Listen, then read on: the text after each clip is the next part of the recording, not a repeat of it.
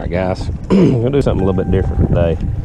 As all of you know, I always fish with live bait off the bank. People say I'm no better than a hunter that shoots deer off of corn, yada yada. Well, in case you didn't know, I fished tournaments for 10 years. Did very well in tournaments, and I plan on fishing the Big Bass Splash coming up here March 2nd and 3rd on Chickamauga. I plan on fishing that off the bank, not using live bait. I'm just gonna see how I can do. What I'm doing now is I'm getting all these my old tournament fishing stuff out. I just dug it out of my garage, and we're gonna just see what's going on and see how I do. Problem is, as you can see, we've had record flooding, and we're about I say 2 feet above summer pool. Could possibly be more than that. So I'm going to do what I can to entertain you gentlemen and ladies with a little bit of a regular fishing. I'm going to go over what I'm going to be using. Of course, I've not quite got it all together yet, but let's go over the first thing I'm going to be chunking here. This is from Jenko lures, and this is what I'm going to be throwing. I'm going to be throwing this up in these shallows up here. It's got a scrounger head here, I think it's called scrounger head. That may be a brand name, but that is one of his new Shad. So let me get into the car here and I'll see what it's called. I got all my junk in here. There's my awesome crappie magnet jersey. So let's see here.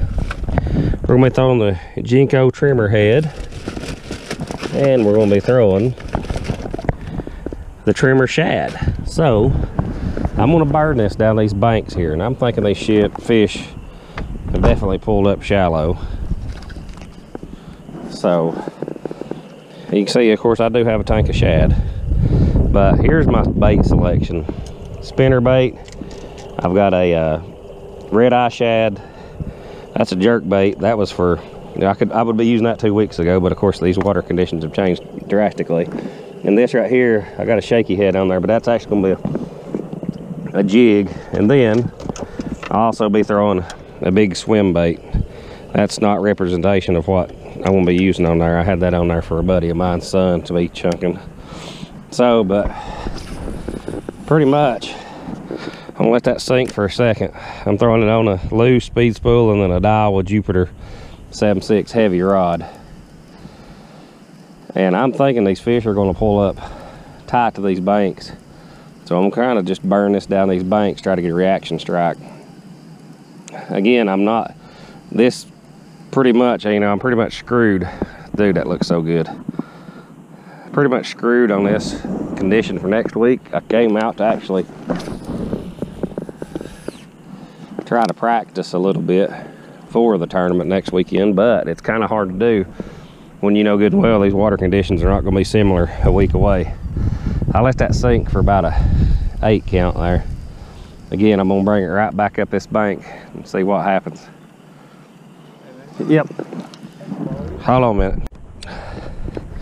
Anyway, we're back. I had a gentleman lose his half of his fishing rod and asked me to go look for it, but I can't do that right now.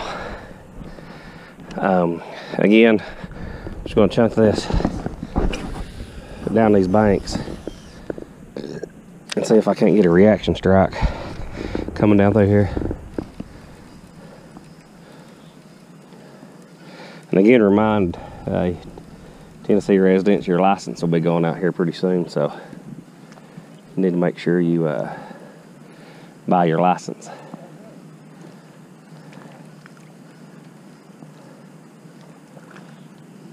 Now, again, if I don't get nothing on this, I have a chatterbait with the same Tremor Shad body on it that I'm going to throw as well, because with this water clarity You're gonna be looking for a reaction bite.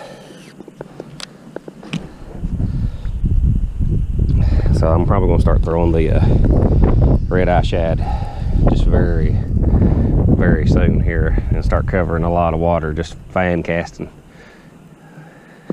Ooh, that was just a, yeah, I'm just getting into the bottom there, I guess.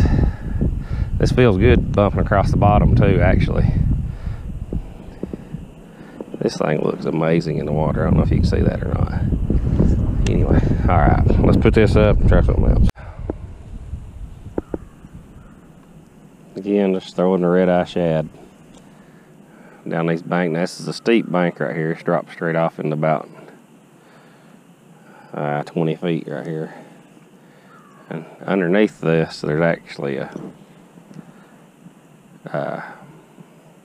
chunk rock bank, but you can't see it because all the water levels up some high. There's some fishing line that's reeled in. We'll wad that up and throw that away here in just a minute. Try to keep that stuff cleaned up, folks.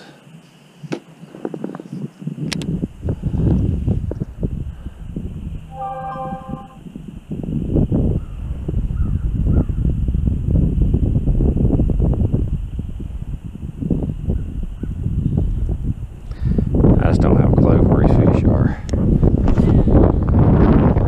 It's high water.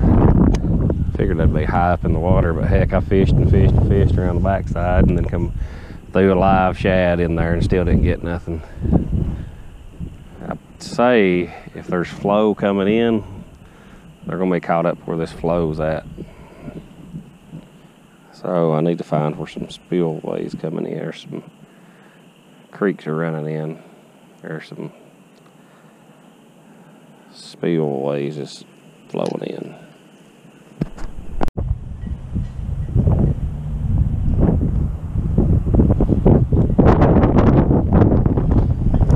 Okay, we got one. Let's see how big it is. It ain't big at all. He ain't come up yet either. I don't know. He'll go 6 or 8 pounds here probably. Now, come here, buddy. Come here, come here, come here.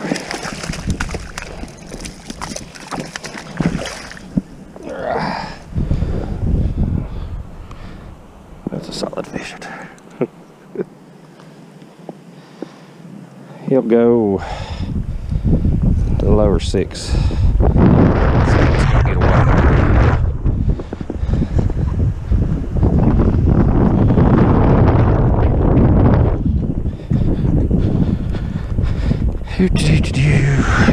That's a fat, thick fish. And of course these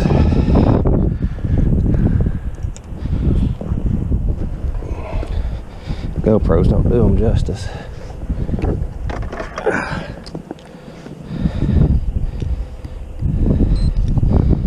There's 1183 clearing out there. Alright, we're zeroed. Always hold him over the water. $5.99. I said a little over 6. That's a pretty good guess. Alright, let's get him back in the water here. Hope I didn't keep him out of the water too long, guys. Don't have no heart attack.